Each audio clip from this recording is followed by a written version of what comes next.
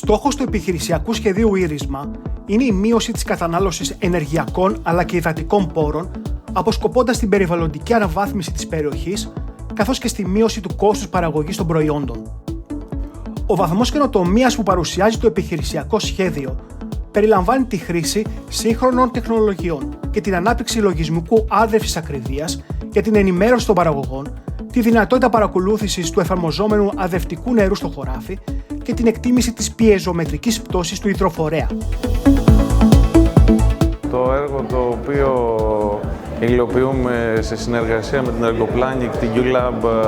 και την ομάδα παραγωγών Καβαλαρίου αφορά το σχεδιασμό και την ανάπτυξη ενός έξυπνου συστήματος για την βέλτιστη διαχείριση του αρδευτικού νερού. Σχεδιάσαμε και αναπτύξαμε ένα σύστημα για την άρδευση ακριβίας, το οποίο το εφαρμόσαμε σε καλλιέργεια βαμβακιού. Το σύστημα ουσιαστικά περιείχε την αγορά κάποιου εξοπλισμού που ήταν αυτόματος μετεωρολογικός σταθμός, αισθητήρες μέτρησης υδατικής υγρασίας και θερμοκρασίας εδάφους και αισθητήρες για τη μέτρηση της στάθμης και της αλατότητας νερού μέσα σε γεωτρήσεις. Πέραν του επιστημονικού αυτού εξοπλισμού, ο οποίος αγοράστηκε και εγκαταστάθηκε στα πειραματικά αγροτεμάχια, ουσιαστικά αναπτύξαμε ένα σύγχρονο λογισμικό άρδευσης ακριβίας, το οποίο είναι πολυπαραμετρικό σύστημα ολοκληρωμένης διαχείρισης του αρδευτικού νερού και το οποίο αυτό το λογισμικό έχει μία σύγχρονη επιστημονική θεώρηση και πάρα πολλά πλεονεκτήματα. Η πιλωτική αυτή δράση έγινε, όπως είπα, σε συνεργασία με την ομάδα παραγωγών Καβαλαρίου. Ουσιαστικά υπήρχαν δύο αγροτεμάχια στο Καβαλέρι Θεσσαλονίκης, γύρω στα 40 χιλιόμετρα μακριά από τη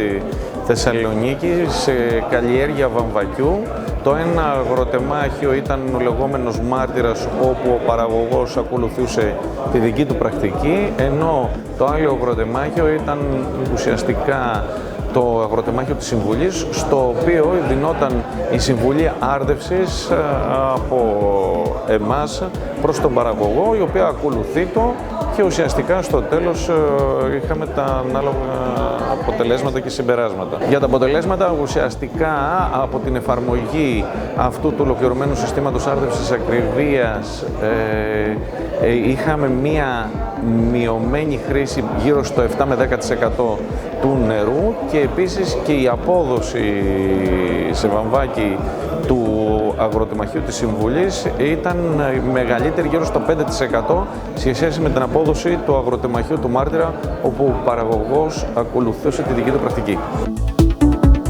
Η καινοτομία του επιχειρησιακού σχεδίου αφορά στη διαδικασία η οποία έχει ως σκοπό την αειφορική διαχείριση των υδατικών πόρων της περιοχής και την προστασία του περιβάλλοντος. Η επιλογή της περιοχής για την εφαρμογή του συγκεκριμένου προγράμματος, γιατί όπως σας είπα είναι ένα σύστημα μειωμένων εισοδών στη γεωργία και η διαχείριση του αρδευτικού νερού, έγινε σε μια περιοχή στην οποία οι υδατικοί πόροι είναι αρκετά πιεσμένοι. Είναι η περιοχή του Καβαλαρίου εντάσσεται στην ευρύτερη περιοχή της Κορώνιας και της Βόλβης, των λιμνών, όπου είναι γνωστό ότι υπάρχει αρκετή πίεση στους υδατικούς πόρους και ειδικότερα στους υπόγειους υδατικούς πόρους, όπου είναι η κύρια πηγή νερού, δηλαδή τα υπόγεια νερά της περιοχής είναι κύρια πηγή νερού για την άρδευση των καλλιεργειών των παραγωγών της περιοχής. Το νερό είναι ένας σημαντικός φυσικός πόρος που είναι σαφές, παίζει σημαντικό ρόλο στο ευρύτερο περιβάλλον της περιοχής και προφανώς η σωστή χρήση και η βέλτιστη χρήση του νερού έχει σαφές περιβαλλοντικό όφελος, γιατί τα υπόγεια συνδέονται και με τα επιφανειακά νερά και γενικότερα οι υδατικοί πόροι της περιοχής, όπως σας είπα και προηγουμένως, βρίσκονται υπό πίεση. Οπότε η βέλτιστη χρήση του νερού ουσιαστικά έχει σημαντικό περιβαλλοντικό όφελος στην ευρύτερη περιοχή. Εγκαταστάθηκε ο μετεωρολογικός σταθμός, ο οποίος μετεωρολογικός σταθμός, τα δεδομένα του ήταν χρήσιμα στο να παράγεται η συμβουλή της άρδευσης μέσω του λογισμικού το οποίο αναπτύξαμε. Απλώς ήθελα να σας πω λίγο λογισμικό, αυτό το οποίο αναπτύξαμε και γενικότερα το όλο σύστημα, ότι έχει σημαντικές καινοτομίες στο επίπεδο το ότι είναι πολύ φιλικό προς το χρήστη, είναι το λογισμικό διαδικτυακό, μπορεί να χρησιμοποιηθεί και για να δίνει συμβουλή άρδευσης, αλλά και να αξιολογεί αρδεύσεις που γίνονται από παραγωγούς. Επίσης, είναι λογισμικό το οποίο μπορεί να εφαρμοστεί για πολλές καλλιέργειες και για πολλούς παραγωγούς και επίσης μπορεί να επεκταθεί και να περιλαμβάνει και άλλα στοιχεία. Και το γεγονός ότι ήταν ένας συνδυασμός και της συμβουλής της άρδευσης αλλά και παρακολούθησης της στάθμης του υπόγειου νερού, δηλαδή της ποσότητας νερού που αντλείται από τον παραγωγό ώστε να αρδεύει κτλ. Είχε πολύ σημαντικό βαθμό καινοτομίας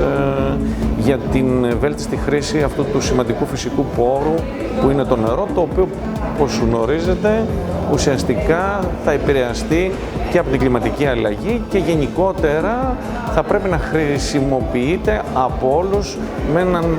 όσο το δυνατόν αποδοτικότερο τρόπο. Με τη συγχρηματοδότηση της Ελλάδας και της Ευρωπαϊκής Ένωσης.